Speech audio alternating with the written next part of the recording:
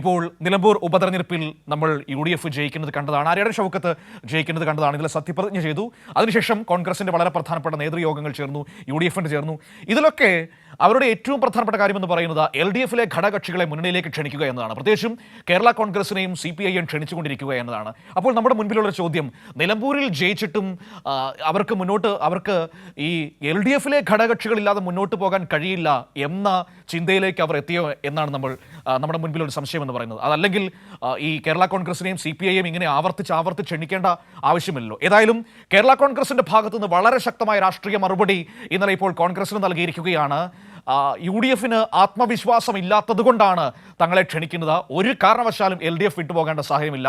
മൂന്നാമതും ഇടതുമുന്നണി അധികാരത്തിൽ വരും. LDFിനെ ശക്തിപ്പെടുത്തുന്ന നടപടികളുമായി മുന്നോട്ട് പോകും. UDFുമായി ഒരു തരത്തിലുള്ള രാഷ്ട്രീയ ചർച്ചകൾക്കും താല്പര്യമില്ല എന്ന നിലപാട് വെട്ടിത്തുറന്ന് അവർ അറിയിച്ചിരിക്കുകയാണ്. വിവരങ്ങളുമായി സനോജ് കോട്ടയത്ത് നിന്ന് ചേരുകയാണ്. നോക്കാം എന്താണ് സംഭവിച്ചുകൊണ്ടിരിക്കുന്നത്. Sanoj, good morning. ഇപ്പോൾ കേരള കോൺഗ്രസ് വളരെ ശക്തമായി അവരുടെ നിലപാട് പറഞ്ഞിരിക്കുകയാണ്. ഞങ്ങളെ ഇങ്ങനെ ക്ഷണിക്കേണ്ട ആവശ്യമില്ല, ആ പണിക്ക് ഞങ്ങളില്ല, നിങ്ങളുടെ അടുത്തേക്ക് ഞങ്ങൾ വരില്ല, ഞങ്ങൾ LDFിൽ ഹാപ്പിയാണ്, ഞങ്ങൾ സന്തുഷ്ടരാണ്. ഹാപ്പിയാണെന്ന് ജോസ് കെ മാണി പറഞ്ഞു, ഞങ്ങൾ സന്തുഷ്ടരാണ് എന്ന് റോഷി അഗസ്റ്റിൻ പറയുന്നു. ഈ ക്ഷണവുമായി ഇങ്ങോട്ടേക്ക് വരണ്ട എന്നാണോ ഇപ്പോൾ അറുത്തുമുറിച്ച് കേരള കോൺഗ്രസ് നിലപാട് സ്വീകരിച്ചിരിക്കുന്നത്? തീർച്ചയായിട്ടും മനു, നിലമ്പൂർ തെരഞ്ഞെടുപ്പിൽ വിജയിച്ചതിന് പിന്നാലെയാണ് ഘടകകക്ഷികളെ UDFിലേക്ക് കൊണ്ടുവരാൻ വേണ്ടിയുള്ള ഒരു നീക്കം നടത്തുന്നത്. അതിൽ CPIയെ അടൂർ പ്രകാശ് ക്ഷണിക്കുന്നു, CPI അത് തള്ളുന്നു. കേരള കോൺഗ്രസിനെ എങ്ങനെയെങ്കിലും എത്തിക്കാൻ വേണ്ടിയുള്ള നീക്കമാണ് അടൂർ പ്രകാശിന്റെ ഭാഗത്തു നിന്നും ഉണ്ടാവുന്നത്. ഇതുമായി ബന്ധപ്പെട്ടുകൊണ്ട് അടൂർ പ്രകാശ് കേരള കോൺഗ്രസിന്റെ മുതിർന്ന നേതാക്കന്മാരുമായി രാഷ്ട്രീയ കൂടിക്കാഴ്ചയ്ക്ക് വേണ്ടി ശ്രമം നടത്തിയെങ്കിലും തങ്ങൾക്ക് അത്തരത്തിലുള്ള രാഷ്ട്രീയ കൂടിക്കാഴ്ചകൾക്ക് താല്പര്യമില്ല എന്നുള്ള ഒരു മറുപടിയാണ് കേരള കോൺഗ്രസിന്റെ പ്രധാനപ്പെട്ട നേതാക്കന്മാർ UDF നേതൃത്വത്തെ അല്ലെങ്കിൽ അടൂർ പ്രകാശിനെ അറിയിച്ചത്. പ്രത്യേകിച്ച് പ്രധാനപ്പെട്ട നേതൃത്വ നിരയിലുള്ള നേതാക്കന്മാരെ തന്നെയാണ് അടൂർ പ്രകാശ് ഈ കാര്യത്തിൽ കാണാനുള്ള താല്പര്യം അറിയിച്ചത്. എന്നാൽ അതിനോട് താല്പര്യമില്ല എന്ന ഒരു രാഷ്ട്രീയ നിലപാടാണ് കേരള കോൺഗ്രസ് സ്വീകരിച്ചത്. കേരള കോൺഗ്രസിനെ സംബന്ധിച്ച് കേരള കോൺഗ്രസിന്റെ ഇന്നലത്തെ സംസ്ഥാന സെക്രട്ടേറിയറ്റ് യോഗം കോട്ടയത്ത് ചേരുമ്പോൾ അവർ പ്രധാനമായും മുന്നോട്ട് വെച്ചത് ഇടതുപക്ഷ ജനാധിപത്യ മുന്നണിയെ ശക്തിപ്പെടുത്താൻ വേണ്ടിയുള്ള തീരുമാനമുണ്ടാവണം. തദ്ദേശ തെരഞ്ഞെടുപ്പിൽ വ്യക്തമായ മുന്നേറ്റം നടത്തിക്കൊണ്ട് വീണ്ടും അധികാരത്തിൽ ഇടതുപക്ഷ ജനാധിപത്യ മുന്നണിക്ക് വരാൻ കഴിയുന്ന ഒരു രാഷ്ട്രീയ സാഹചര്യമുണ്ട്. ആ സാഹചര്യത്തിൽ മുന്നണി വിടേണ്ട യാതൊരു തീരുമാനവും ഇപ്പോഴില്ല. ഈ ആത്മവിശ്വാസ കുറവ് കൊണ്ടാണ് UDF കേരള കോൺഗ്രസിനെ ആവർത്തിച്ച് മുന്നണിയിലേക്ക് ക്ഷണിക്കുന്നത്. അതായത് നിലമ്പൂർ തെരഞ്ഞെടുപ്പിൽ വിജയിച്ചിട്ടും UDFിന് ആത്മവിശ്വാസമില്ല എന്നുള്ളതാണ് ഇത് തെളിവാക്കുന്നത് എന്ന ഒരു പൊതുവികാരമാണ് ഇന്നലത്തെ ചർച്ചയിൽ ഉണ്ടായത്. അതിൽ പ്രധാനമായും പറയുന്നത് UDFിന് നിലമ്പൂർ പോലെയുള്ള ഒരു മണ്ഡലം UDFിന് വ്യക്തമായി മേൽക്കൈയുള്ള ഒരു മണ്ഡലമാണ്.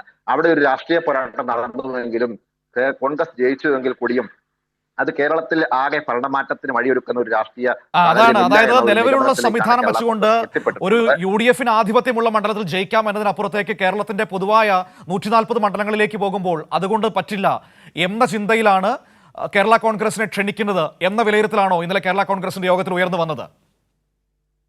തീർച്ചയായിട്ടും അത്തരത്തിൽ UDFിന് ശക്തമായ ഒരു വേരോട്ടമുള്ള ഒരു മണ്ഡലത്തിൽ ഒരു ഉപതെരഞ്ഞെടുപ്പിൽ ജയിച്ചു എന്നതിന്റെ പേരിൽ സംസ്ഥാനത്താകെ UDFിന് ജയിക്കാൻ പറ്റുന്ന ഒരു രാഷ്ട്രീയ സാഹചര്യമില്ല. കാരണം ഇടതുപക്ഷ ജനാധിപത്യ മുന്നണിക്ക് വീണ്ടും അധികാരത്തിൽ വരാൻ കഴിയും. മാത്രമല്ല ഈ നിലമ്പൂർ ഉപതെരഞ്ഞെടുപ്പിൽ ഈ കേരളത്തിലെ മുഴുവൻ നേതാക്കന്മാരും പ്രവർത്തകരുമൊക്കെ തന്നെ ഒരു മണ്ഡലത്തിൽ കേന്ദ്രീകരിച്ചുകൊണ്ട് പ്രവർത്തിച്ചു. പക്ഷേ ഒരു പൊതു തെരഞ്ഞെടുപ്പ് വരുമ്പോൾ അത്തരത്തിലൊരു കേന്ദ്രീകൃത സ്വഭാവത്തോടു കൂടിയുള്ള ഒരു പ്രചരണ പ്രവർത്തനങ്ങൾ സംഘടിപ്പിക്കാൻ UDF നേതൃത്വത്തിന് കഴിയുകയില്ല. അവിടെ പലപ്പോഴും അനൈക്യമാണ്, ബൂത്ത് തല പ്രവർത്തനങ്ങൾ നിഷ്ക്രിയമാണ്. അത്തരത്തിൽ സജീവമായ ഒരു പ്രവർത്തനം സംഘടിപ്പിക്കാൻ കഴിയുകയില്ല. അങ്ങനെ ദുർബലപ്പെട്ട ഒരു മുന്നണിയാണ് UDF. അതുകൊണ്ടാണ് ഇത്തരത്തിൽ മധ്യ തിരുവിതാംകൂറിൽ ഉൾപ്പെടെ ശക്തി പ്രാപിച്ചിട്ടുള്ള കേരള കോൺഗ്രസിനെ എങ്ങനെയെങ്കിലും മുന്നിലെത്തിക്കുക എന്ന ഒരു രാഷ്ട്രീയ നീക്കത്തിന്റെ ഭാഗമായി ഇത്തരത്തിലുള്ള ചർച്ചകൾ നടത്തിക്കൊണ്ടിരിക്കുന്നത്. അങ്ങനെ ചർച്ചകൾ നടത്തുന്നതിന് മുന്നേ തന്നെ ഇവർ ബോധപൂർവ്വം മാധ്യമങ്ങളിലൂടെ വാർത്തകൾ സൃഷ്ടിച്ചുകൊണ്ട് കേരള കോൺഗ്രസ് ഇപ്പോൾ LDF വിടുമെന്ന തരത്തിലുള്ള പ്രതീതി സൃഷ്ടിച്ചുകൊണ്ട് പ്രവർത്തകർക്കിടയിൽ കൺഫ്യൂഷൻ സൃഷ്ടിക്കാൻ വേണ്ടിയുള്ള ഒരു നീക്കമാണ് UDF നേതൃത്വത്തിന്റെ ഭാഗത്തു നിന്നും ഉണ്ടാവുന്നത്. അതുകൊണ്ട് LDFിൽ ഉറച്ചു നിൽക്കുക, LDFിനെ ശക്തിപ്പെടുത്തുക, തദ്ദേശ തെരഞ്ഞെടുപ്പിൽ ഉജ്ജ്വല വിജയം കരസ്ഥമാക്കിക്കൊണ്ട് നിയമസഭാ തെരഞ്ഞെടുപ്പിലൂടെ വീണ്ടും അധികാരത്തിലെത്തുക, ആ രാഷ്ട്രീയ നിലപാടിനൊപ്പം നിൽക്കണമെന്നുള്ള ഒരു വ്യക്തമായ സന്ദേശമാണ് ഇന്നലത്തെ യോഗത്തിൽ ജോസ് കെ മാണി നൽകിയത്. മനു. ശരി, ഏതായാലും വളരെ കൃത്യമായ നിലപാട് ഇപ്പോൾ കേരള കോൺഗ്രസ് സ്വീകരിച്ചിരിക്കുകയാണ്. ഒരു കാരണവശാലും യു ഡി എഫിലേക്കില്ല, എൽ ഡി എഫ് വിടേണ്ട ഒരു സാഹചര്യമില്ല. എൽ ഡി എഫിൽ ഹാപ്പിയാണ്. യു ഡി എഫിന് ആത്മവിശ്വാസം ഇല്ലാത്തത് കൊണ്ടാണ് എൽ ഡി എഫിലെ ഘടകകക്ഷികളെ ഇങ്ങനെ ക്ഷണിക്കുന്നത് എന്ന നിലപാടാണ് അവർ സ്വീകരിച്ചിരിക്കുന്നത്. അത് വളരെ പ്രധാനപ്പെട്ടതാണ്. കാരണം ഇപ്പോൾ നിലമ്പൂരിൽ അവർ ജയിച്ചു, എന്നിട്ടും അവർക്ക് എൽ ഡി എഫിലെ ഘടകകക്ഷികളെ ക്ഷണിക്കേണ്ടി വരുന്നു എങ്കിൽ വളരെ വ്യക്തമായി കോൺഗ്രസിന് യു ഡി എഫിന് തിരിച്ചറിവുണ്ട്. നിലമ്പൂരിലെ വിജയം കേരളത്തിന്റെ ആകെ തുകയായി കണക്കാക്കാൻ കഴിയില്ല. അത് തങ്ങൾക്ക് ആധിപത്യമുള്ളൊരു മണ്ഡലത്തിലെ വിജയം മാത്രമാണ്. അതിനപ്പുറത്തേക്ക് നിലവിലെ സാഹചര്യത്തിൽ മറ്റ് ഇടങ്ങളിലേക്ക് ഇറങ്ങിയാൽ തിരിച്ചടി നേരിടേണ്ടി വരും എന്ന വളരെ കൃത്യമായ ഒരു കണക്കുകൂട്ടൽ കോൺഗ്രസ് നേതൃത്വത്തിനുണ്ട്. അതുകൊണ്ട് തന്നെയാണ് അത്തരത്തിലുള്ള നീക്കങ്ങളുമായി ഇപ്പോൾ കേരള കോൺഗ്രസിൻ്റെയൊക്കെ പുറകെ നടക്കുന്നത്.